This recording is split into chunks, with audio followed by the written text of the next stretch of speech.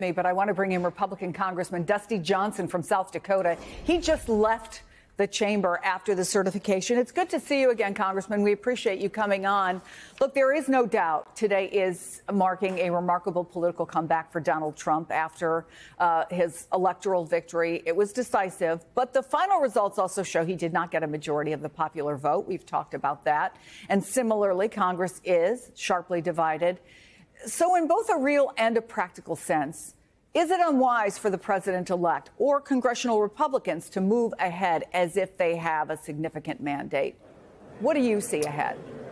I do think you're going to see an aggressive agenda. And even folks who didn't vote for Donald Trump acknowledge that the border played a massive role in his win. I mean, securing the border is probably like an 80-20 issue.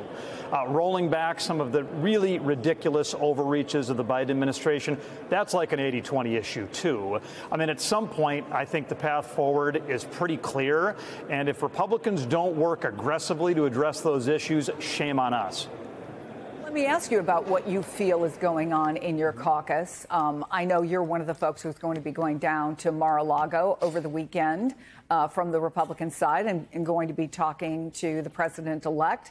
He does have a very aggressive agenda. In fact, his day one comments have been very aggressive. How do you figure out a way to come together and then, if you can do that in your caucus, work with the Democrats? Where are the areas? You talk about 80-20 issues, but of course, the devil's always in the details. The devil always is in the details, but I think on issues like siting and permitting so that we can get American energy to market, we're going to get some Democrat votes on that. And on border security, we're going to get some Democrat votes on that. But I don't think Republicans should move in half measures. I think the American people, frankly, have no tolerance for D.C. games as normal. I think they would like to see a bold and ambitious agenda. That's obviously what President Trump has been calling for and how he has been talking about the first 6 months. When I'm down having dinner with him on Sunday night, of course, we're going to talk about tactically how do we get that done, because failure is not an option. And then I'd also say this. Our incredibly tight margins in the House are actually clarifying. It makes it clear to every one of the Republicans in the House that we don't get the luxury of voting no. We all have to figure out a way to get to yes. We've got to design a package that gets done what we've got to get done and make sure that we get every single vote. You're a South Dakota colleague who you mentioned. Senate Majority Leader John Thune was asked about President-elect Trump's promise to pardon January 6th rioters. And so I want to play for you what he said about that.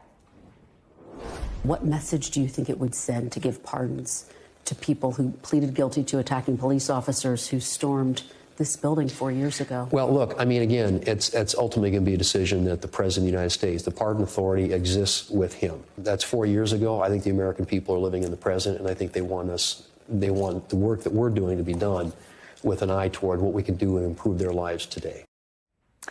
You said, Congressman, that people who attack police officers, you said that's not something we should ever condone.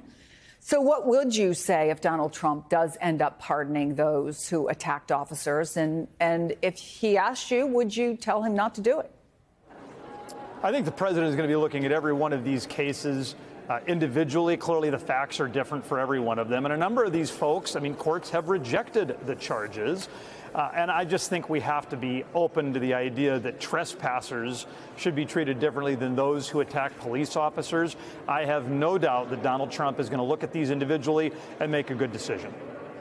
I'm also curious what you make of what you just came out of, the certification, what you make of how your Democratic colleagues have handled that process today.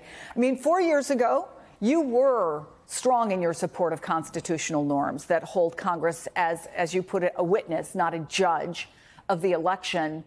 But 4 years ago, 8 senators and 139 representatives refused to certify the vote, even after the attack on the Capitol. So talk about that comparison to what you're seeing today and what it was like to be in that room.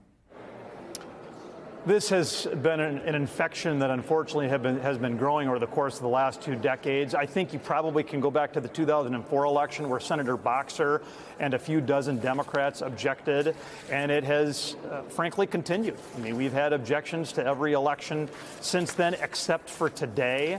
I do think the Constitution makes it real clear what my role is. It says that the President of the Senate shall, in the presence of the House and the Senate, open the certificates and count the votes. That does not tell me that I get to be a super judge with a super veto over how South Dakota or Tennessee or Florida or California conduct their elections. I was happy to see today that the Constitution was honored in a clear way and that Donald Trump was certified as the winner of the election.